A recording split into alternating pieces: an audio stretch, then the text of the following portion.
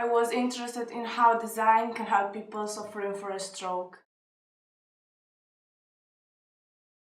It was difficult, but I found a private hospital where I spent 5 months observing and relating with these patients.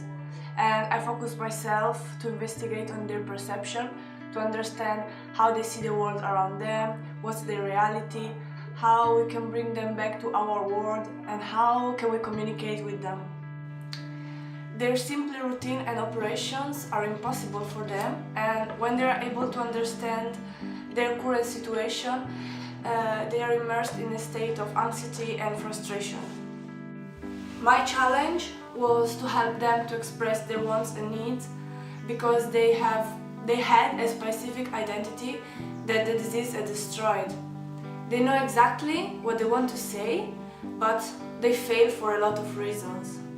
I developed and tested 3 ways to allow patients to better express themselves. My first intention was to create a system that allowed them, also with hands muscle atrophied, to approach writings. Writing harmonized emotions and authenticates the authorship of a thought. With these pens, they started the rehabilitation of the hands and played a simple but important action: communicate through writing. Then I improved an exercise already used in rehabilitation process for people with a serious disease state. I substitute the sheet of paper in a soft touch material with long shape memory, where patients communicate through lines, engraving, pressures and shapes using their hands. I reviewed an ancient technique of primitive communication and it has proved useful.